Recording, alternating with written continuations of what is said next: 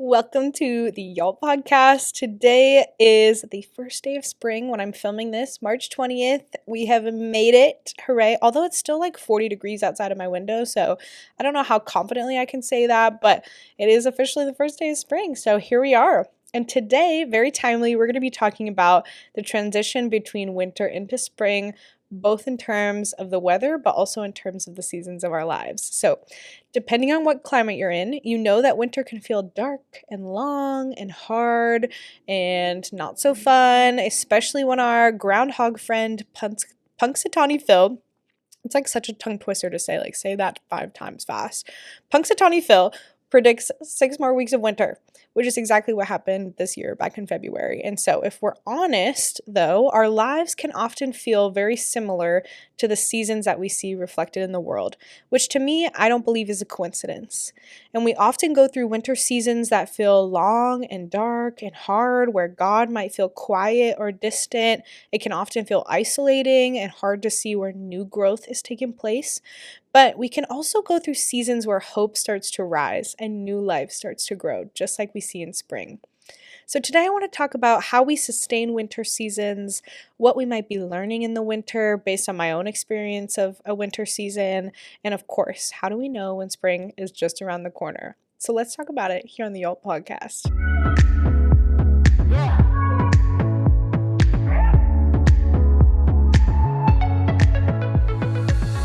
Okay, so like I mentioned earlier, our friend Phil this year did see his shadow and he did predict 6 more weeks of winter, which for those of us who have been in the depths of winter for months now was not really a welcomed prediction. But as I was considering this episode and thinking about signs of spring, one of the things that came to mind was, why do we have this modern day tradition of Groundhog Day, where we take a specific day to understand whether or not we get to celebrate spring now or whether we have to wait 6 more weeks to do so? And also, why is it a groundhog? Why does it take place in Pennsylvania?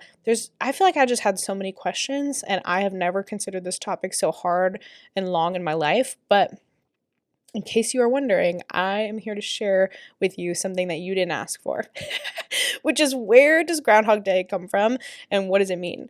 And so, our modern day tradition of Groundhog Day, which is February 2nd, actually dates back to several ancient traditions. One of them actually has roots to the broader Christian church, which I had no idea, even though I'm a Christian. And so the first tradition is actually a Celtic tradition called Imbolc, which involves lighting candles at the start of February, and it actually dates as far back as the 10th century AD. And that tradition is connected to one called Candlemas, which is a day that marks the midpoint between winter solstice and spring equinox. And in my research, I actually found that this day is recognized by some Christian denominations as a feast day to commemorate the presentation of Jesus Christ at the temple. And it today is still recognized as a day of blessing and distributing candles. And the candles often symbolize Jesus Christ, which is biblically referred to as the light of the world. And this day also marks the tradition for some Christian denominations as the official end of the Christmas season. So if you're looking for an excuse to leave your Christmas decorations up until February 2nd, look no further. This is a really good reason. But like I said, as a Christian myself, I have actually never heard of this tradition. I do not specifically celebrate it, but hearing from other friends who do practice other denominations of Christianity, this tradition does seem to be alive and well today. And so you might be wondering at this moment, that's really cool. Candles, Jesus Christ, sure. Love all that. But why a groundhog? Like, how do we get from that to this groundhog that we entrust to 6 weeks of our winter/spring season? And so I'm here to tell you, glad you asked. The European folklore suggested that if the weather was clear on Candlemas, a longer winter season would continue. And a cloudy day meant it for an earlier spring, which to me honestly seems a little bit backwards. You would think if the weather was clear, like that would mean spring, and if it was cloudy, that would mean winter. That's what I would think, but it's a good thing I'm not like a meteorologist or in any sort of scientific field, because I'm sure there's some scientific reason for that. But for me, it feels a little bit backwards. But It's believed that German settlers in PA actually brought these traditions with them, and they were the first ones to observe the tradition with a groundhog instead of a hedgehog, which is actually what the tradition speaks of. And so, as you can imagine, there's not really any hedgehogs here in the United States, definitely not in Pennsylvania. And so, the closest hibernating animal was a groundhog. So that's what they picked. And so you again might be wondering, that's really cool. Some German settlers, like, love to hear it. But what does that have to do with the more widely observed tradition? Like, how did we come up with a whole day dedicated to a groundhog? And I'm again here to tell you. And so 1886, the Punxsutawney Groundhog Club was formed by a group of groundhog hunters, and one of them was actually an editor in the local newspaper there in Punxsutawney, where he published about Groundhog Day for the very first time that year. And so then the following year, they made the first official trek to Gobbler's Knob, which is a literal place. That's where the classic event takes place every year. It's called Gobbler's Knob. And from 1887 onward, the tradition kind of stuck, and it happens every year. But I'm also here to tell you that Phil's name actually didn't come into play until 1961. The origins of his name are not really super clear, but speculation has it that he was actually indirectly named after Prince Philip, Duke of Edinburgh. And so the lore that still exists today, I'll leave it to you whether you want to believe this or not, but the lore that exists is that there's only one groundhog. There's only one Phil. There's only ever been one Phil for 139 years now. We only have one groundhog that's allowed to predict the weather. He's not died. He's not been replaced. There's only one Phil. That's why it's called Groundhog Day and not Groundhog's plural day, because there's only one groundhog and it's Phil, and it's still the same groundhog. So again, I'll leave it to you to explore that a little bit further, sit with that and see what you think. But there you have it. Probably more than you ever wanted to know about Groundhog Day. So why talk about Groundhog Day? Why tell you any of that? Well, I actually think past all the lore and the fun facts, etc., that there's actually something interesting that we can draw from of why so many people are willing to celebrate or recognize such a seemingly crazy tradition. Like, why do we even have a day dedicated to looking ahead to spring and trying to understand how much longer we're going to have to sit in the winter season? Well, I think it's interesting because I think it speaks to this idea that we all have this innate desire to look for signs that winter might be ending and to hold on to hope for new life to begin growing, especially after the winter.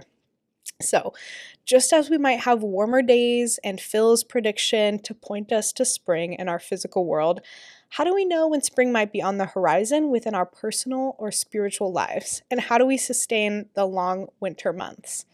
Well, if you watched the last episode, then you know that I myself am walking through a winter season in my life that has often felt long and dark and hopeless at times. But as I start to see signs of spring on the horizon, I wanted to take some time to share with you some reflections that I've learned through my own experience. So, my 8+ month winter season has actually looked very similar to the stages of grief, which I don't think I could have told you that at the onset. It wasn't until probably the last few months where somebody kind of pointed that out to me that I started doing some research and seeing a lot of similarities. And so whether or not your winter season looks similar to the stages of grief or not, I'm just here to share with you what mine looked like and what I learned along the way, in hopes that maybe you can also start to recognize maybe when there's a winter season in your life and how to look out for some signs of spring on the horizon. So if we're using a 7-stage model for grief, there's different stages. That's something I learned through doing some research for this episode. There's actually different stages. I didn't know that. If we're using a 7-stage model, the first stage is called shock and denial, which I think for me and my own experience, again, I don't think I could have told you that's what was happening, but it is very true. I think there was a lot of shock for me that I was praying to transition my career for so many years, and then when it happened all of a sudden, especially when it happened in a way that I wasn't expecting, there was just a lot of shock for me in that space, in that. And so I think denial, again, I don't think I could have told you was exactly that, or I don't know if I would have titled that. I still am not sure I would title that exactly, but I do think there was probably some denial about just not feeling ready to think about the future or next steps like right away. And so I think something that I took away from this stage specifically, I would say this one was pretty short, so there's maybe not a ton of takeaways for me, but something that I did take away from this season in reflection was that I feel like for me, the expectation was that seeing God's faithfulness in something that I was praying for, or we often expect like an answered prayer to look a certain way, especially in like how it occurs and how it makes us feel. So what I mean by that is I just had this expectation that it would look more linear, that I would experience pain and suffering, and I was praying for this thing, but then once the Lord provided and once he answered that prayer, I was expecting the other side of that to look easier, lighter, joyful, whatever more positive word you want to put there. I was just expecting it to look linear in that way. But that's just wasn't my experience. I think I learned that there's something to be said for all of us about how do we hold God's faithfulness and God's provision and Him answering prayers, even in ways that we don't expect, and still being able to hold sorrow and grief and uncertainty, or any other not so awesome thing that we maybe don't want to look at, you know? And so, how do we hold both of those things together in parallel at the same time? Because I think often in our broken world, that is the case. Like, it's usually rare that we go through something hard, the Lord answers our prayer, and then all is good and fine and well forever and ever, amen. You know, that's just not how it works. And so, something that I learned pretty closely during this time is that it is probably more realistic that we have to hold both at all times. And there is a way to look at God's faithfulness and the beauty and the awesomeness of God in those moments. And there's still also space to take your pain and sorrow and suffering to the feet of Jesus. And so that kind of stage was pretty quick for me. I pretty quickly moved past that into the second stage, which is pain and guilt. It was definitely painful for me to acknowledge the trauma that I had felt or that I was experiencing, and it was hard for me to acknowledge the uncertainty that I was facing. And honestly, I don't think guilt would have been the word that I would have associated to this, but I do think in reflection, it's very true. I did feel very guilty and shameful for not having answers when people were asking, you know, what's going on? What's your experience? What are you thinking about? Are you applying to jobs? Like, what's next, etc. Like, there was just so much guilt and shame for me in that space because I did not have the answers if I'm truthful. And do I still have the answers? Do I have the answers now? Not so much, to be super honest, but I think specifically within this stage at this time, that was very overwhelming for me, this guilt that I was associating to that. And it was hard for me to explain to people something that I didn't fully understand myself. I had a lot of guilt that I was only experiencing majority of difficult emotions. So when people were asking how I was or how things were going, I just felt guilty that almost like I was being like Eeyore or something, like, well, like, here's the truth. But honestly, like, that's what I was working through. Like, it just felt heavy and painful and guilty during that time. And yes, are positive things in the season. I couldn't acknowledge the Lord's faithfulness and His goodness, but for the most part, it seemed like this pain and guilt was outweighing those pieces at this time. And something that I learned in this season, which I think is so valuable, not just for me, but just in general as a society, is that I was just carrying such a strong fear of unknowing, which I don't think is just unique to me. I think, you know, we're all wired as human beings to desire some form of structure or control or predictability in our lives because that's how we keep ourselves safe. That's how we pay our bills, etc. Like the list, that's how we eat, you know, the list goes on. And so I think especially in our technology-driven society where we can Google answers immediately, so we don't really have to sit and wonder for very long, and we are supposed to have a 5-year plan, we're supposed to know what's happening next, we're supposed to, you know, put our identity in our career and have goals and have New Year's resolutions, etc. We are almost trained to eliminate uncertainty at all costs. And I don't necessarily think any of those things are wrong. Right? Like, I don't think having New Year's resolutions, having a 5-year plan, Googling answers, I'm not saying those things are wrong. More so just speaking to our ability in our modern day society to be able to eliminate uncertainty, especially now with AI. to an extent that we've just never seen before in the past. And so I think something that I learned overall is that previously, before we had a bunch of technology, etc., that maybe seasons weren't necessarily hard for us to walk through because we were expecting some form of waiting. We were expecting some form of longer process to take place before new things could grow. But I think, like I said, we're almost trained to eliminate uncertainty. We're trained to have an Amazon Prime package come in 2 days. We're trained that Google is going to tell us our answers in 2.5 seconds. And so we just don't have to wait anymore for the things that we maybe previously had to wait for. And I think for me, that has made this season so much harder because I was expecting like more immediate answers, and waiting has proven to be very challenging, which again, I don't think is necessarily a unique experience for just me. And unfortunately, that created this space of restlessness and like deep stress for me because I just didn't have the answers. I didn't have the answers for what people were asking me, and I was trying my best to find the answers under every single rock available. I was turning over every rock around me to find these answers, and I just couldn't. And so instead of resting in the Lord and allowing new things to have their time to grow, I was just exhausting myself and relying on my own effort to look for meaning and look for answers where there just maybe weren't any yet. And I was so focused on those answers. This is something actually we can argue the topic of whether or not we have regrets, right? But this is something that if I could maybe go back and do again, I would consider doing again, because I just think there was many moments in the last almost 9 months where I was so focused on looking for answers and was so focused on trying to understand what was next for me that I let that discomfort and the obscurity and my search for something distract me from the blessings that God actually had for me in this season.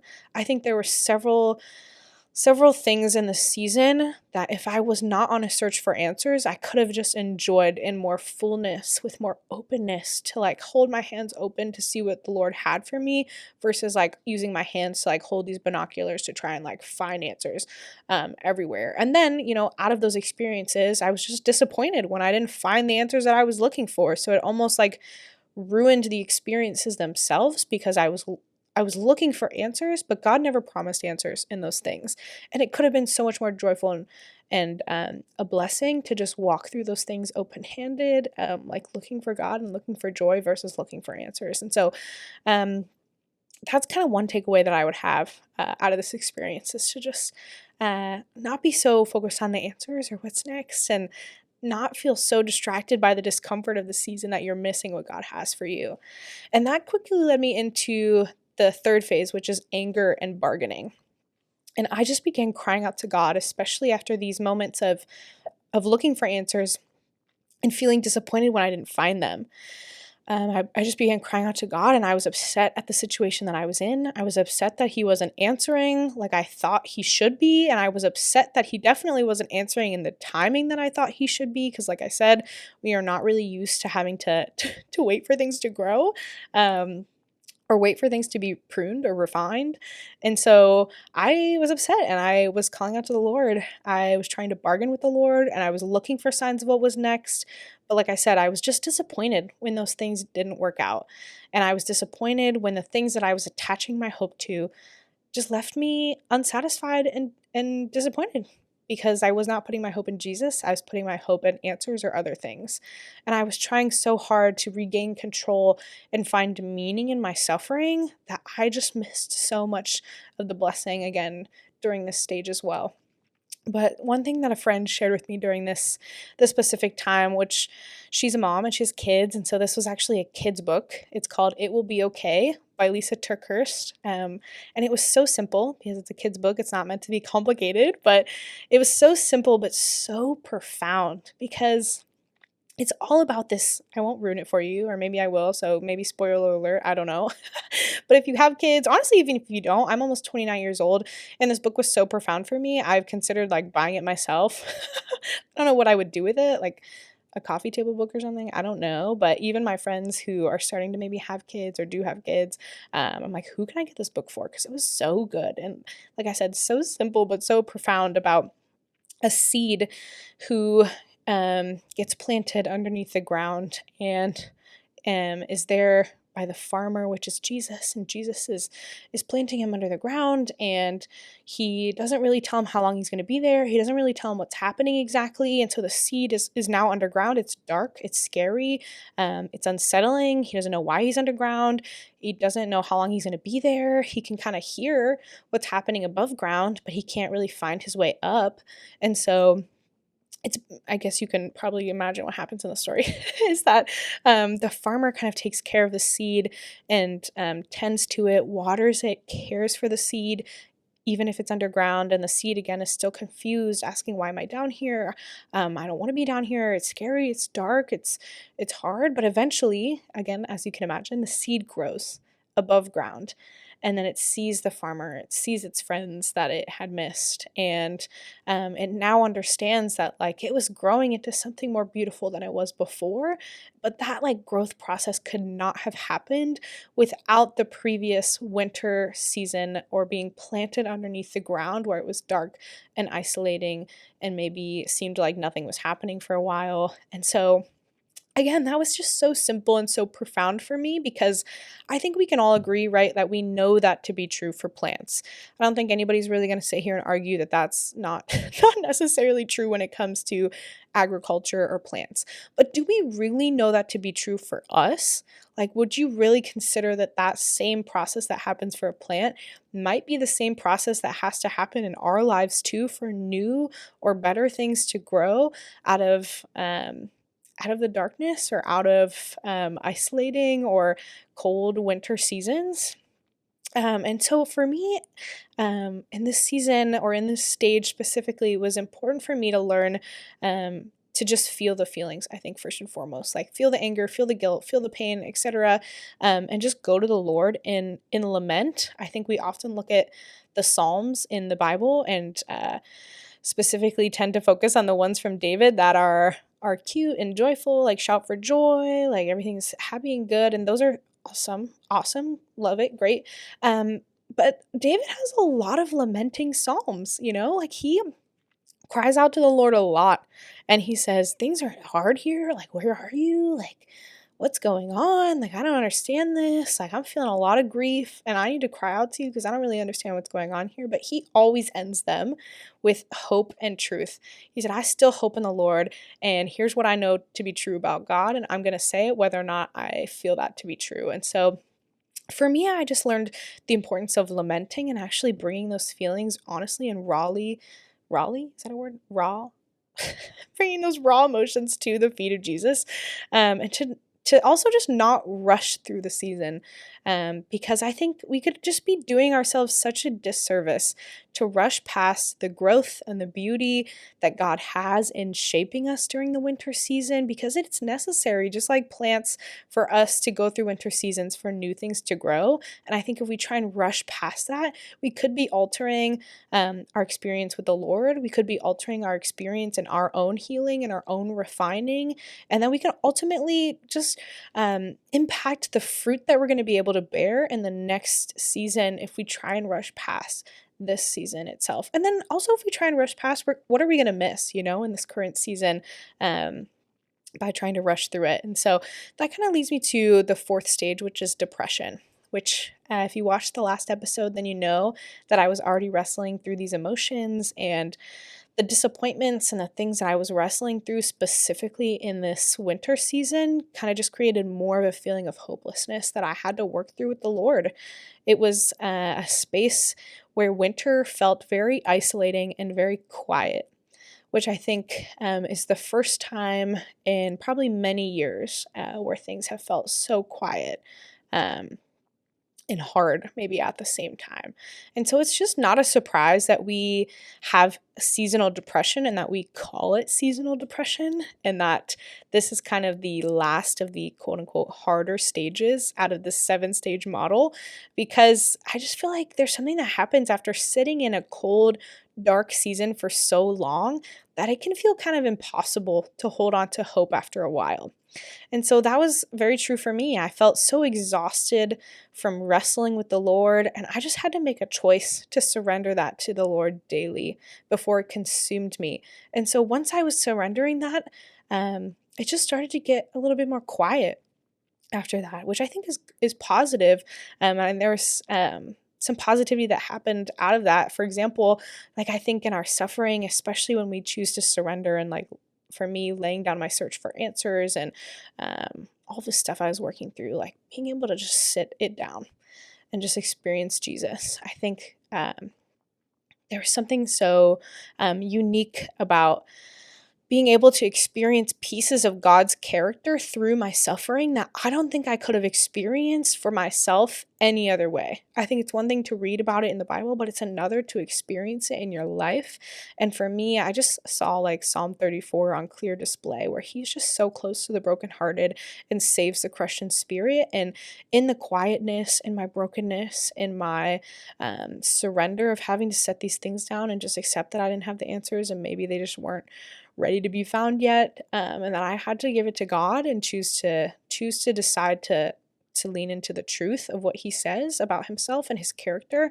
That I just experienced pieces of God's character that I don't think I could have experienced any other way.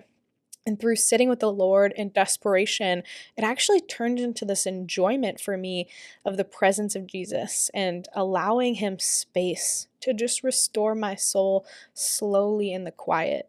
And again, I just don't think that could have maybe fully taken place without these stages, without the quietness, without the stillness, without the distractions, where he could really have me in a space of full surrender to heal pieces of my soul that have maybe been there for years and years and years that needed to be healed through only what God could do. And so there's also an interesting piece of the quiet that I recognized during this time, in maybe a more negative way, of like the lies from the enemy became way louder, or at least like even if they weren't louder, they were just more noticeable during this time, where just so many lies that I wasn't good enough, I wasn't doing enough, I should have done something sooner and maybe I wouldn't have been in this season, or why did God allow this to happen, or why am I here, where is God, why isn't he answering, he must have forgot you here, etc. All these things I knew to be lies, right? But if you sit with them long enough, like they can be tempting to believe, especially when your circumstances just match what it's saying. And so for me, I just learned this deep power of speaking truth against the lies during this season and holding your thoughts captive, because there were so many of them and they were so loud, or at least, like I said, more noticeable during this season. So how do we actually recognize those as the first step? Recognize that they're lies, and then actively either opening our Bible or reciting memorized scripture back to it. Like, that's not who God is. God will not forsake me. He didn't leave me here. Scripturally, he will guide me and restore my soul. He will lead me into paths of righteousness for his name's sake. Even when I walk through the valley of the shadow of death, like I will not have to fear anything, no evil, because God is with me. Like, just the power of reciting these things back to the lies. And when I first started doing that, right, it just didn't feel maybe like it mattered. It didn't feel super profound. It didn't make me feel any better. But the longer that I kept doing it, the more the lies started to fade away, and the truth started to become the first thing that came to my mind, or the truth was the louder thing in the space than the lies were.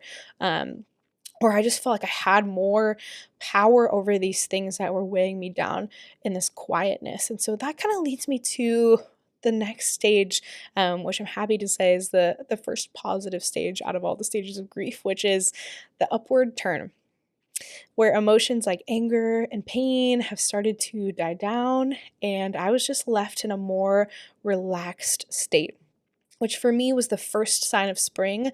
I don't think at the time I could have recognized that and told you that it was the first sign of spring. I just knew it felt more positive than it had before. But for me, it was just this internal peace and less restlessness, because I wasn't looking for answers anymore. I wasn't striving to find something or hear from God or look for what's next or thinking I missed something or weighed down by all these lies. Like, I just existed in a space of more peace and rest because I was actually resting on the Lord and not in these other things.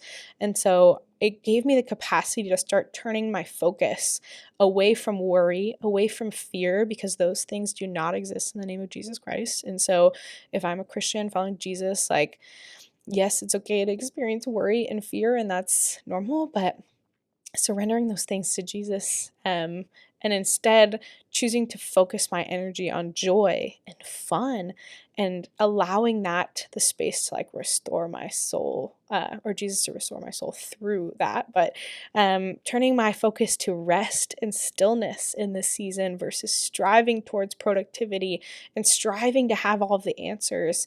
It was just so simple, again, like just like that kid's book. It's just so simple, but it's so profound, of like just leaning into the joy and the fun and the rest and the stillness of this season and really allowing that to lighten this weight in my soul. And then for me also in this season, there was a focus for me on serving others versus worrying about myself. I think was really profound also. I just had several things on my heart of how I wanted to serve during the season with the time that I had. And I didn't necessarily go into it for the expectation of it healing pieces of myself too, but I think it really has. Of just turning my focus to other people or having a deeper perspective of what other people are going through, and that maybe your season or your circumstance isn't as bad. And it's also just like a welcome distraction of how do you love other people well and put other people maybe before yourself, instead of spending so much of my time worrying about my own self and having my own fears and exhausting myself of what could go wrong and what is happening and what do I do next, etc. It was just too much. And so turning my focus to these other things was something that I was experiencing in this season and was translating to a lot of healing.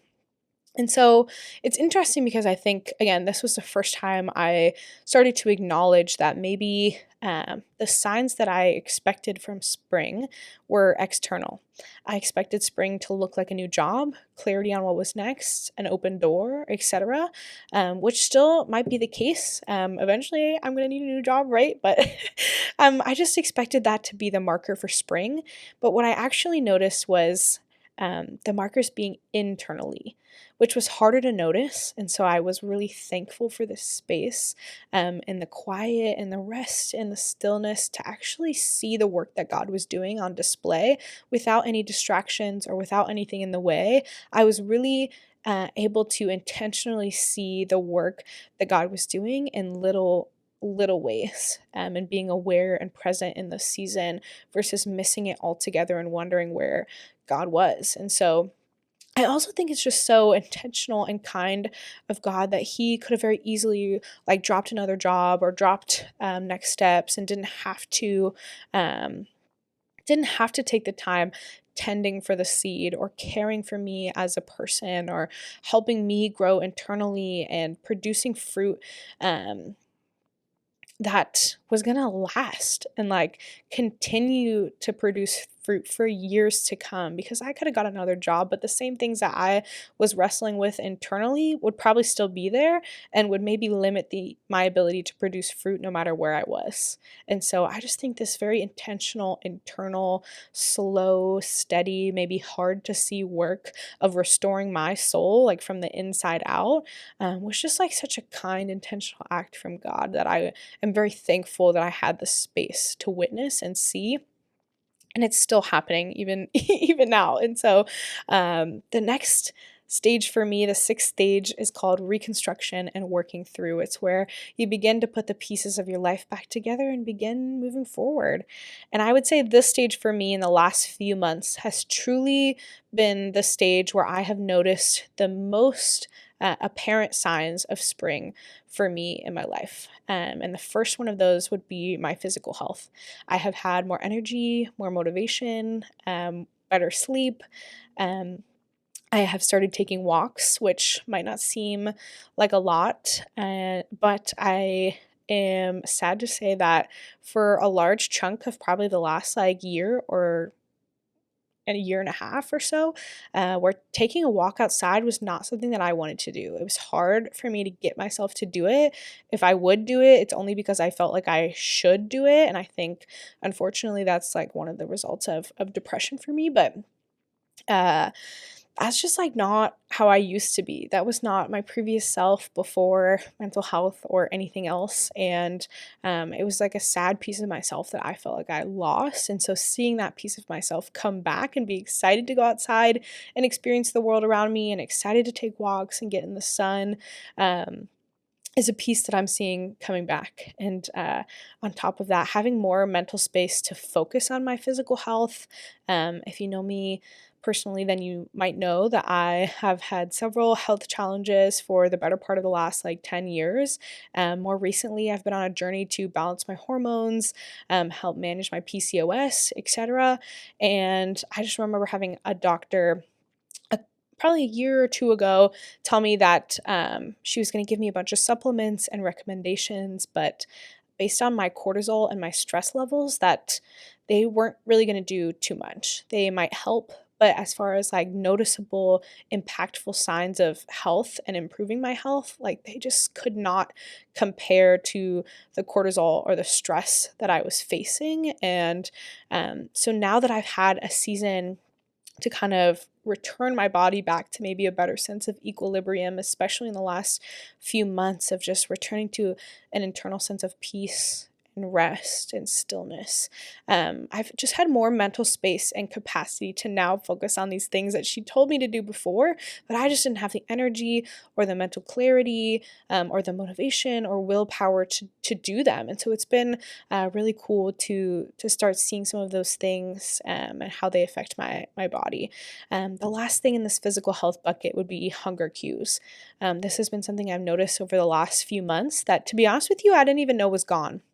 But there was just one moment where I was eating dinner within the last few months where I got halfway through my plate and I just like remember noticing like super strongly, like I am full.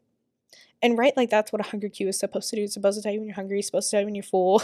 But for me, I just didn't really know that that was gone. I would just eat kind of what was on my plate or what I thought I should eat, but sensing like so strongly this cue from my body to say like, hey, we're done. Like we don't need any more. We're okay.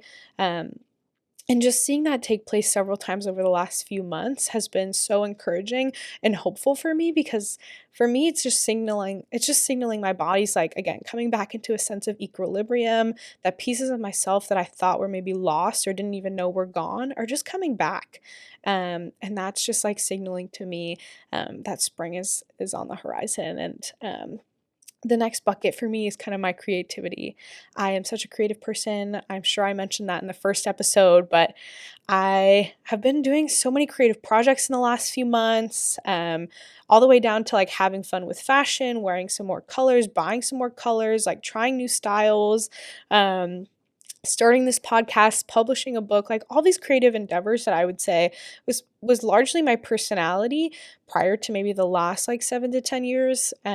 And just like slowly saw those things like fade away, where I don't think I would have noticed it at the time, but looking at it now, just like losing pieces of myself that I didn't know I was losing. And then looking at it like, where did they go? Like, where did she go? That person that God created who loved to do these creative projects, who loved to make stuff just to make stuff, who loved to start a YouTube channel just to start a YouTube channel, or post song covers or whatever it was, like just create just to create. Like that girl isn't here anymore, and like where is she? So it's been, again, just like super helpful and encouraging and hopeful to see specific tangible signs that that version of myself that God created and intended me to be is still there, and she is like slowly making her way back out now that it feels more safe for her to return. And so something that I've just learned in this season is that it seems like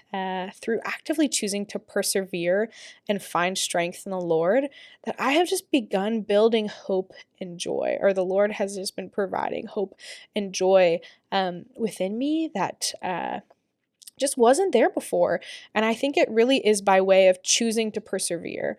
I also learned that this was just not a stage that I could have jumped to without experiencing the other ones. I think choosing to persevere and find strength in the Lord requires a lot of energy and motivation and, readiness to do that. And I think I could not have skipped the other stages to get to this one because I needed that space to rest. I needed that space of stillness. I needed to process through my pain and my anger with the Lord and all these things to get to a point where I had the energy and the motivation and the willpower and the strength in the Lord to choose to persevere and overcome, to begin building more hope and joy in my life and just to start seeing these new things that he's growing. And so that kind of leads me to the last stage, which is acceptance and hope. And so acceptance and hope being accepting a new way of life and feeling expectant and hopeful for the things of the future. And to be honest with you, I don't know if I am 100% of the way through this stage yet, but I can confidently say that there has been such a shift in my perspective in the last few months on how I see what is next for me.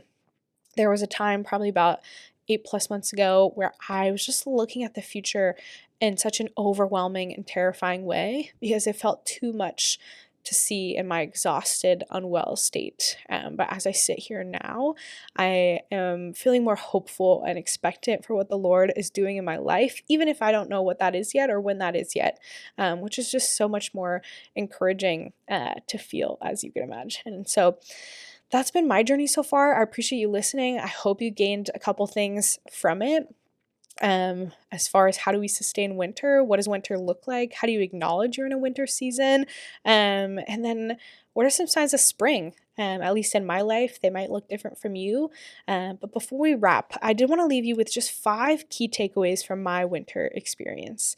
And the first thing is that kind of obvious, but that we are promised seasons. We are just promised that seasons will occur and we are promised that they will end.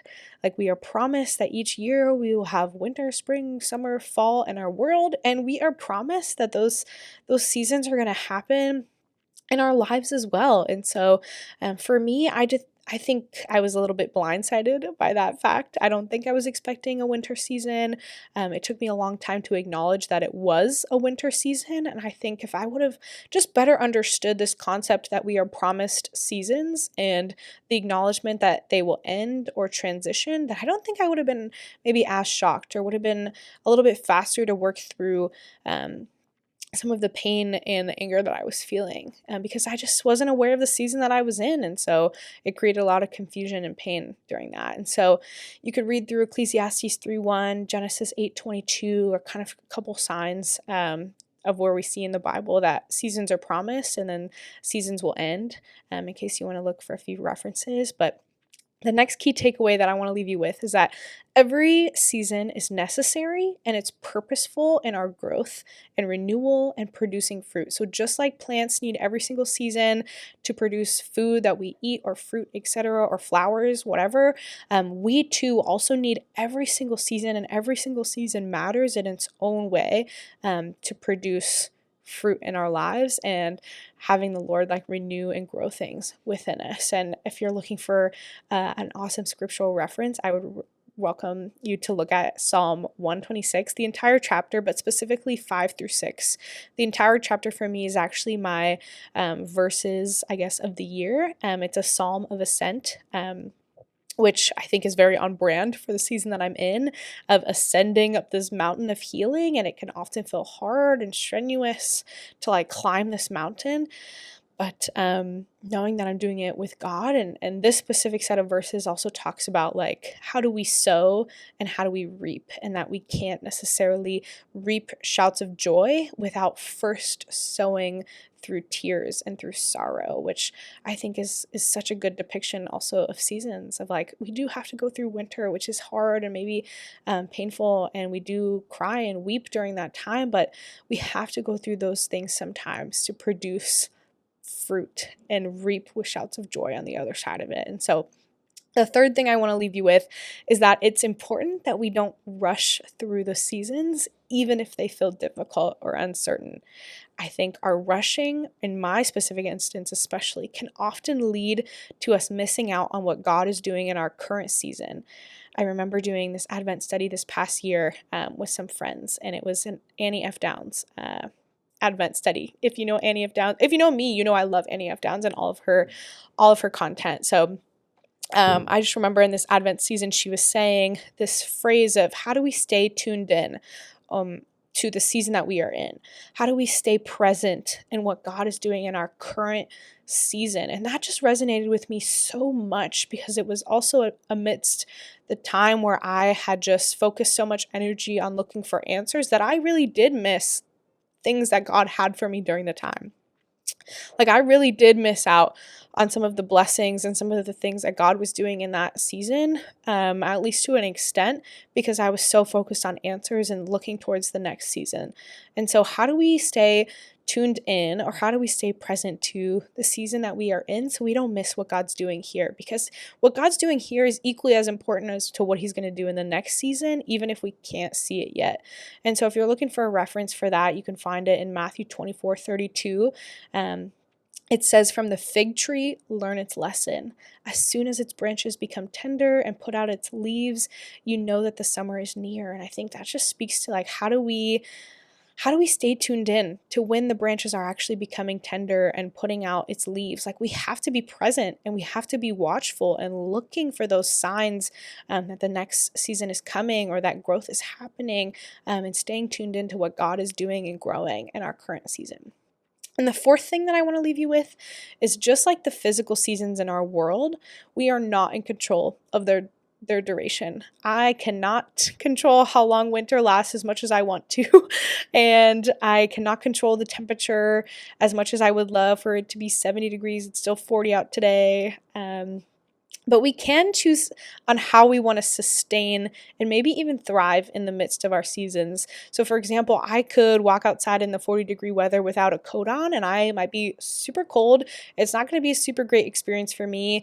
I'm probably not going to have a lot of positive reviews about that experience. But if I choose to go out in appropriate clothes and an appropriate jacket, maybe even a hat or whatever else, like that's just going to be a much better experience for me to sustain the outdoors and the weather and the season that it's in, because of how I chose to endure or sustain or maybe even thrive within it. And so I think a big part of this, like I mentioned before, is we could either choose to believe lies and choose to give up, or we can choose to endure and hold tightly to the truth of Jesus and God's character within our season. A couple of references for this, if you want to look them up, is Daniel 2:21.